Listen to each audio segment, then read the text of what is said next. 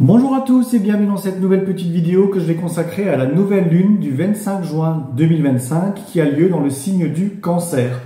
Alors vous le savez certainement, la lune dans le signe du Cancer, elle est chez elle, c'est ce qu'on appelle, c'est son domicile.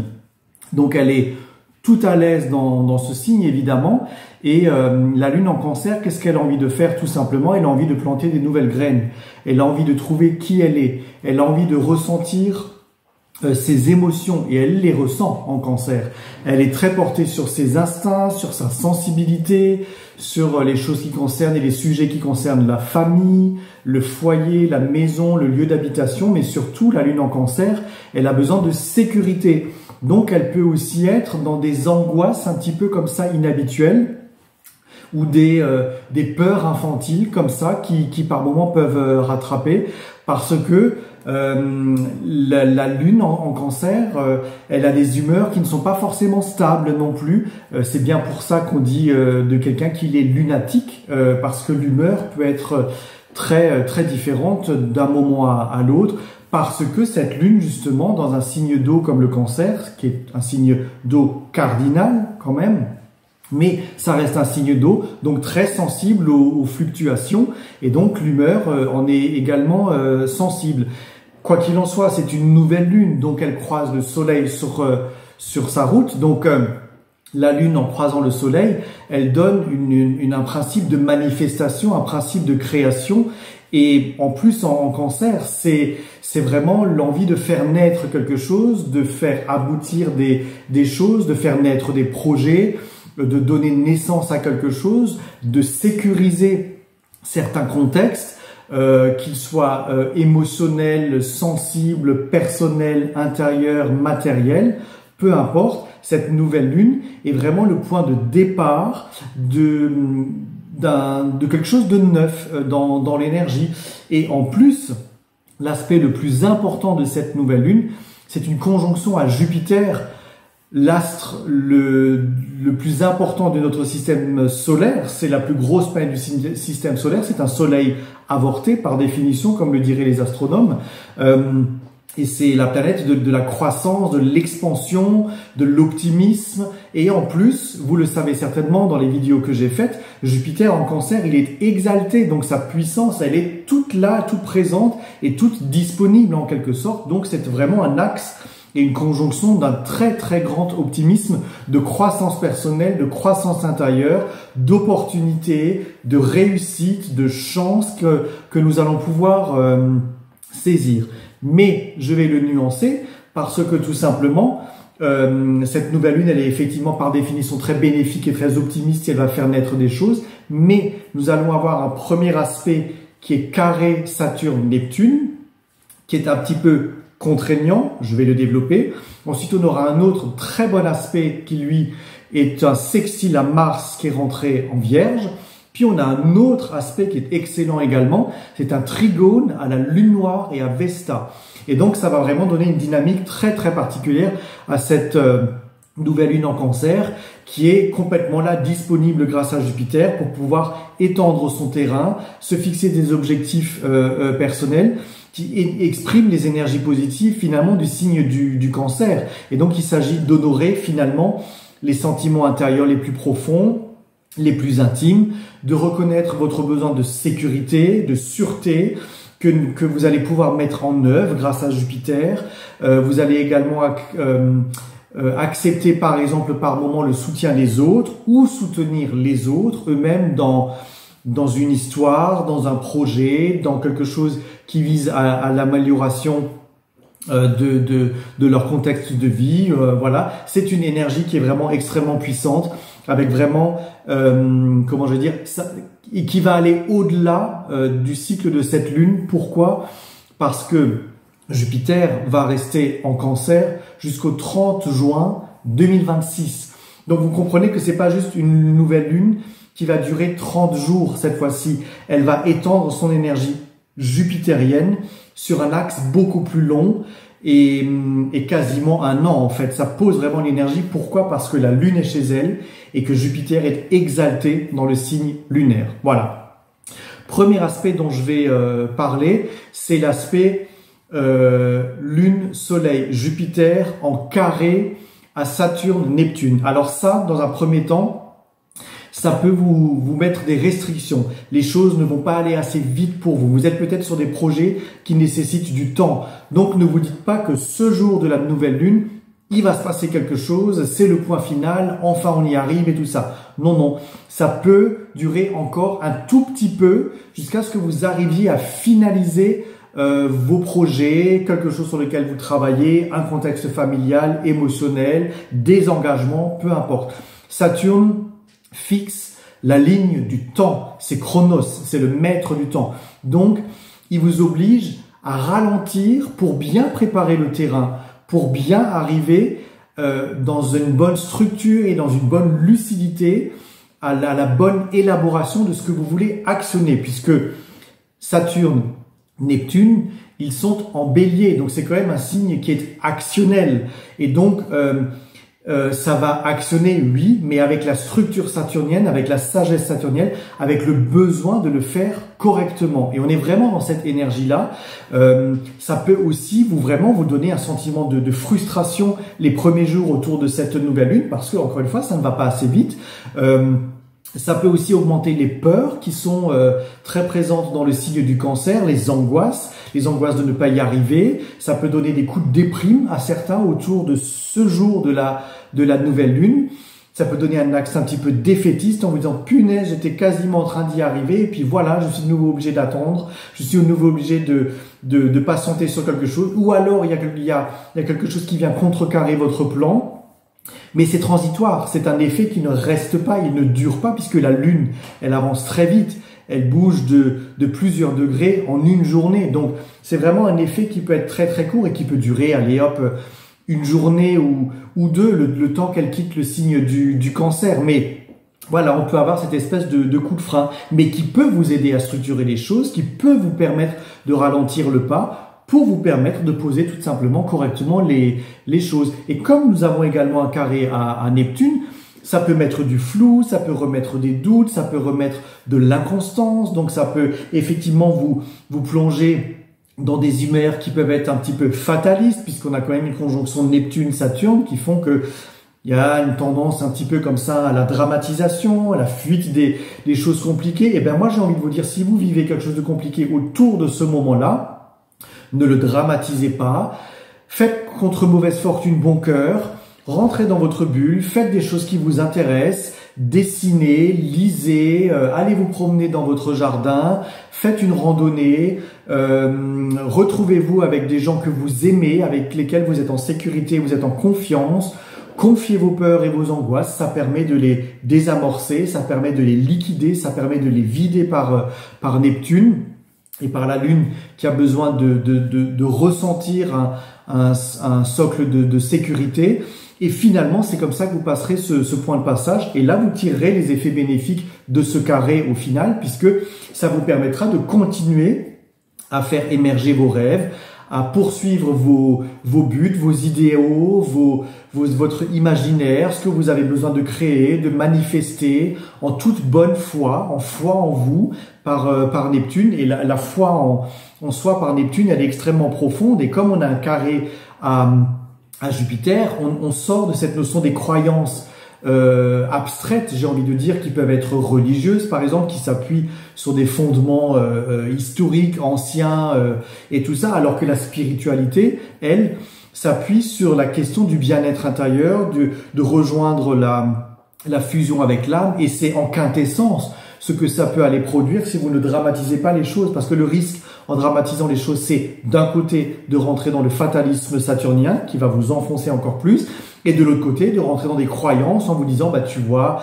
je n'arrive pas à faire ça et puis ça n'a jamais été possible et puis tout ça, et vous risquez de rentrer dans un système de croyances et de fausses croyances finalement qui vont enfoncer et qui vont valider cette croyance du fait que rien ne se fait toujours facilement dans votre vie, que tout est toujours compliqué et tout ça, et vous risquez de ruminer tout ça en vous-même pendant quelques jours.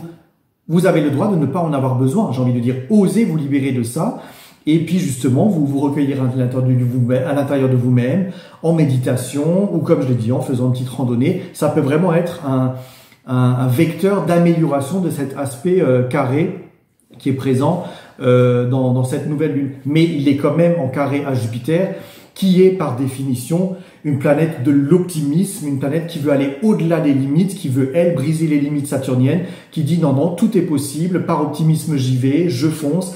Et je vous rappelle encore une fois que Jupiter est exalté en Cancer, donc tout cet optimisme, il est hyper présent, il est vraiment là, voilà. Ça c'était pour l'aspect carré, Lune, Soleil, Jupiter, carré, Saturne, Vénus, Neptune, pardon.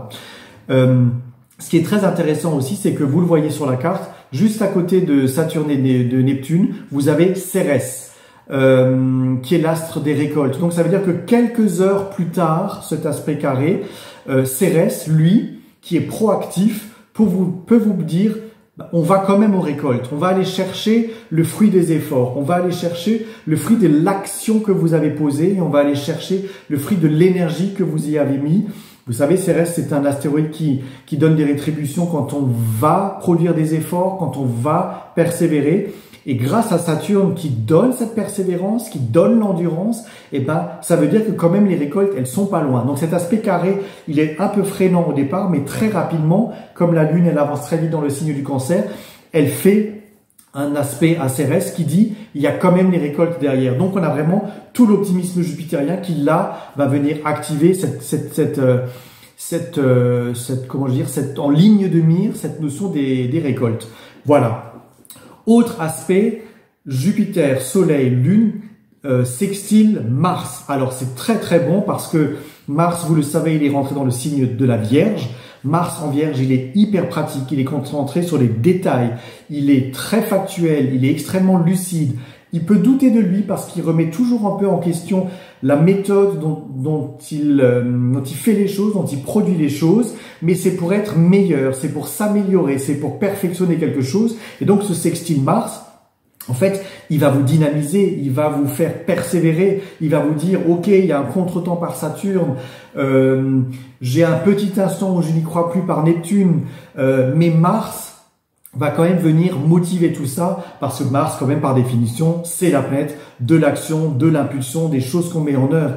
Et, petite information astrologique très importante, Mars, c'est le maître du bélier, dans lequel se trouvent Saturne, Neptune et Cérès que j'ai évoqué juste avant. Donc ça veut quand même dire que ces astres communiquent tous ensemble et Mars va quand même bien venir dynamiser tout ça, va venir améliorer tout ça. Et même si vous avez ces freins en début de journée, ces frustrations au début de cycle de cette nouvelle lune, Mars comme il est en Vierge, il est ingénieux, il va trouver des solutions pour pouvoir continuer à avancer, pour pouvoir continuer à faire son bonhomme de chemin et pour continuer dans l'action et pour venir aboutir avec perfection quelque chose qui est posé depuis longtemps. Comme je disais au début, on a Chronos, c'est le maître du temps, Saturne, qui va nous dire que le temps fait correctement les choses.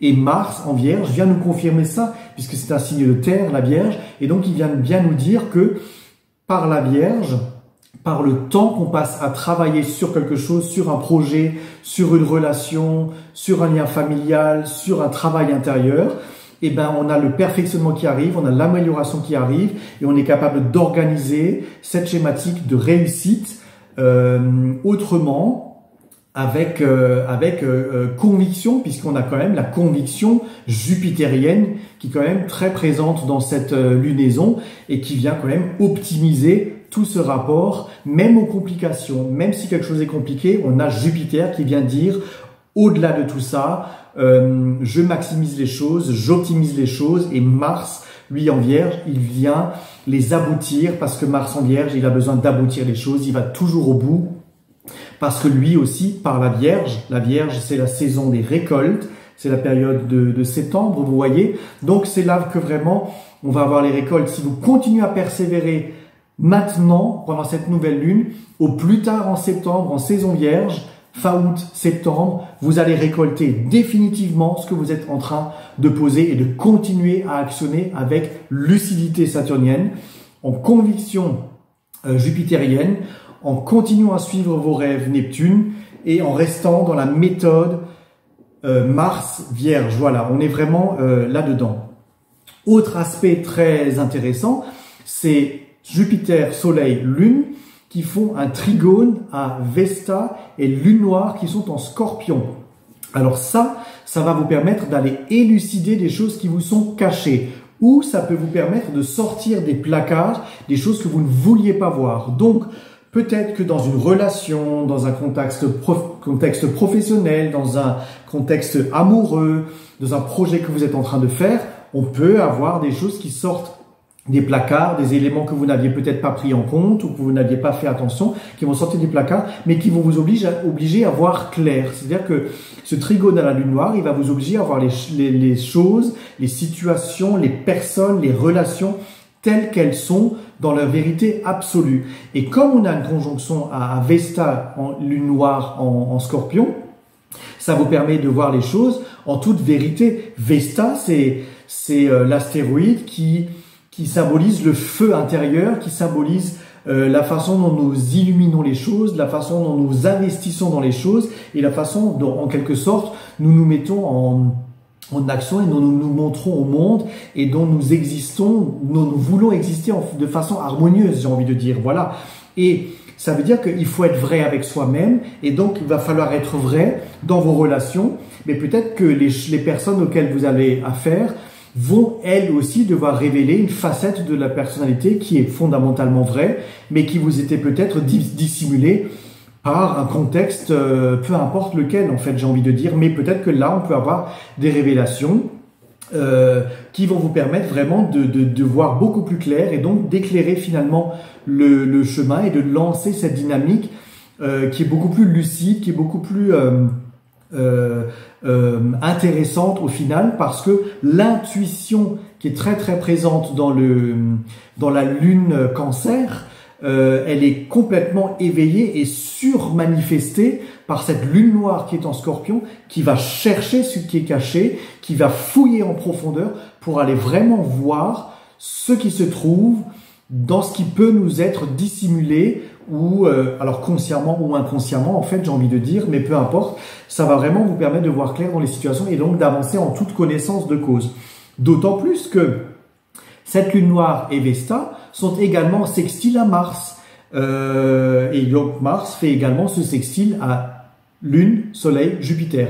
Et donc ça nous fait un petit triangle là qui communique très très bien. Et donc ce sextile Mars-Vesta va vous permettre d'avancer en toute authenticité, en toute vérité à vous-même, en vous disant je vais vaincre les obstacles, je vais surmonter les conditions qui sont compliquées, mais surtout je vais aller chercher les vérités, je vais aller faire les choses correctement avec la méthode Mars Vierge pour pouvoir élucider encore une fois des choses et pour aller vraiment manifester des grandes réussites, pour aller manifester aussi un pouvoir personnel au travers de cet axe Scorpion.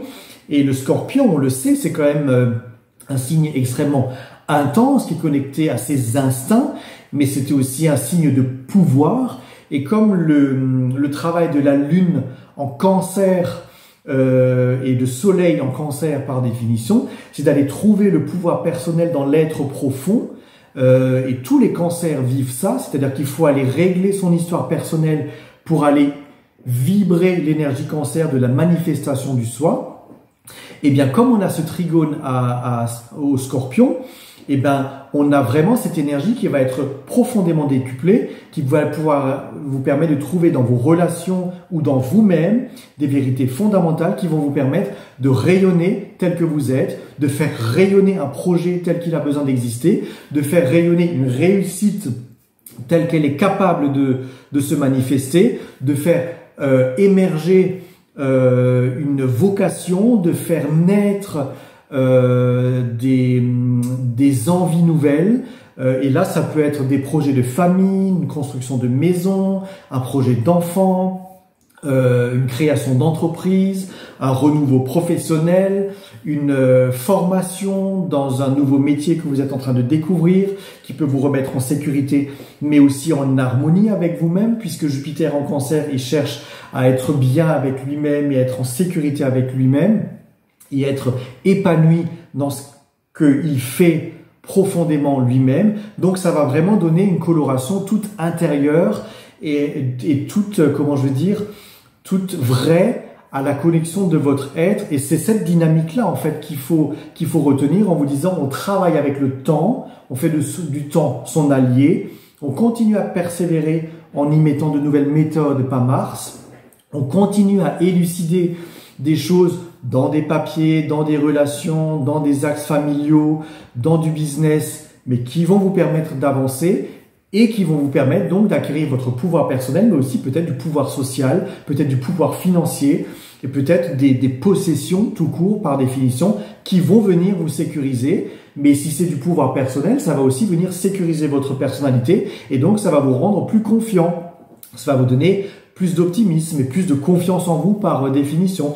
Ça peut aussi poser une relation émotionnelle qui était chancelante parce que peut-être que par Saturne, vous allez vous engager dans quelque chose et faire des promesses pour stabiliser les émotions, pour vous dire que maintenant on va aller sécuriser quelque chose. Mais comme dans un premier temps c'est un aspect carré, ça peut aussi vous faire prendre conscience que pour préserver votre paix intérieure, Cancer, avec cette nouvelle lune Cancer, vous êtes en train de vous dire, je me débarrasse finalement de ce qui est bloquant, que ce soit dans un travail qui ne vous épanouit pas, que ce soit dans une relation qui vous maintient dans quelque chose d'ancien et que vous ne voulez plus, parce que vous dites, en fait, ça j'ai déjà vécu et je n'en veux plus. Ça va vous permettre par lucidité de comprendre ce qui se passe et donc de vous dire, à partir de maintenant, je ne le reproduis plus, je ne continue plus comme ça. Et ça donc va vous permettre de naître autrement et de renaître finalement autrement à l'intérieur de vous-même. Voilà, pour cette nouvelle lune.